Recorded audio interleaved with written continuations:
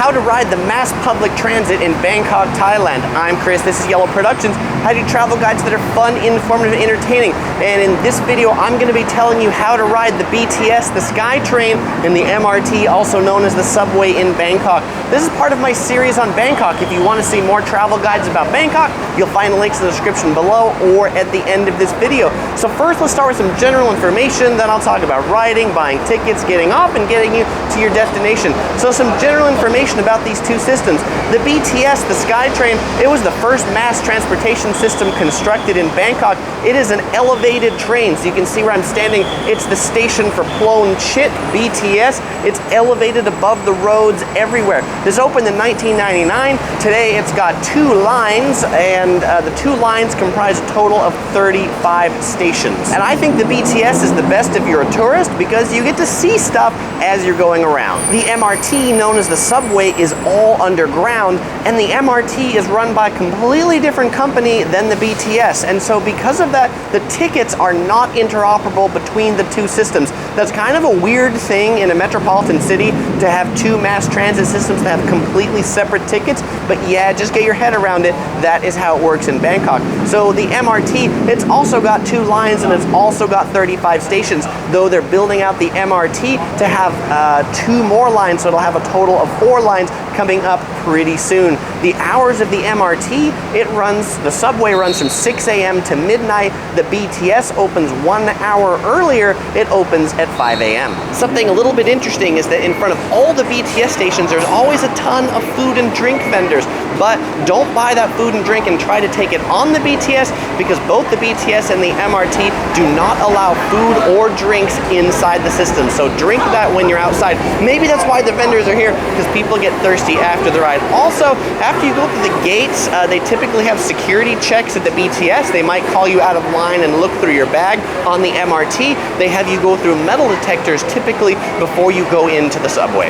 Tickets for the MRT, they're a little bit better than for the BTS. You can push English, and then you can say what station you're going to here on the touchscreen, and it'll tell you what your journey price is, and then you can insert some money, and then you'll get a token. But of course, this money thing can be kind of stubborn, and that's it. We get a token, and that's our ride.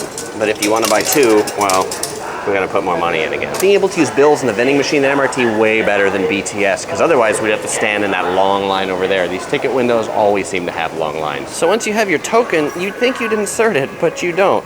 You take your token and you tap it here on the screen, and then it opens the gate, and then you go through. Keep your token, you'll need it on the other side. If you are going to be riding the MRT a lot, you should buy a stored value card, because the lines here for the ticket office and the machines can be quite long.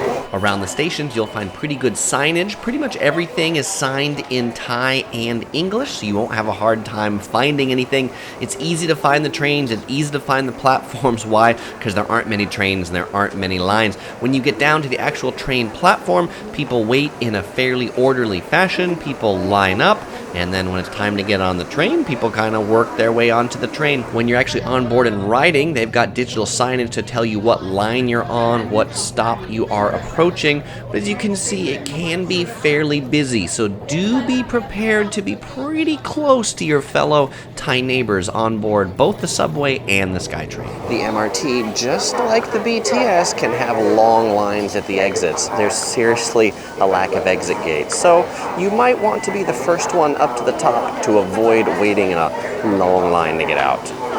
To get out, since it's a token, you insert it into the slot when you leave. So now that you know everything there is about riding the subway, let's talk about riding the BTS, also known as the Skytrain.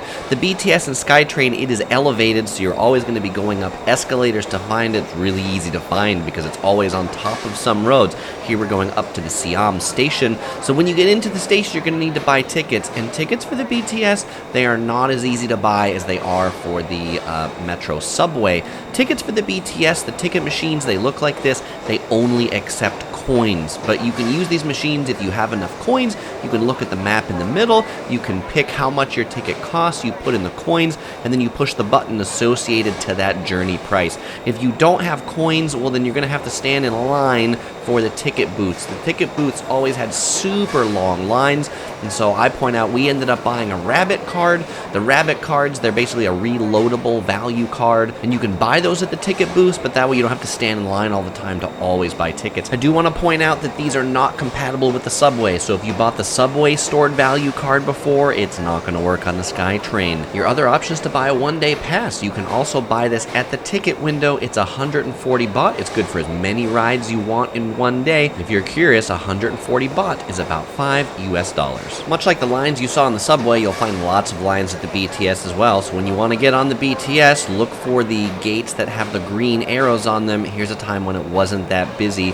The BTS Skytrain uses all these cards, tap in, tap out if you have a stored value card, insert it if you have one of the single ride cards. Once you've made it through the ticket gates, head up to the correct platform, because the platforms are typically on opposite sides of the tracks. Some of the platforms have these little security gates, others don't. In that case, make sure to stand behind the yellow line.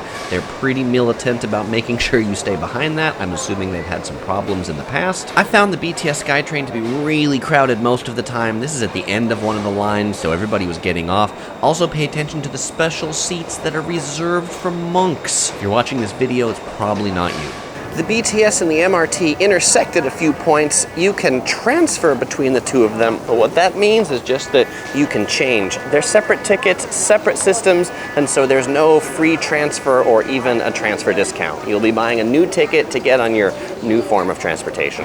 Well, there you have it, riding the public transportation in Bangkok. It is one of the easiest public transportation systems I've ridden once I've got my head around the fact that the lines can be pretty long for tickets. So if you're coming to Bangkok, make sure to make regular use of the BTS and the MRT so you are not sitting in soul-crushing traffic all the time. Well, if you enjoyed this video, you'll enjoy watching some of the other videos from our Bangkok series. You'll find links in the description below, or you can click here or here to watch them. I won't say goodbye because I'll see you in one of these videos.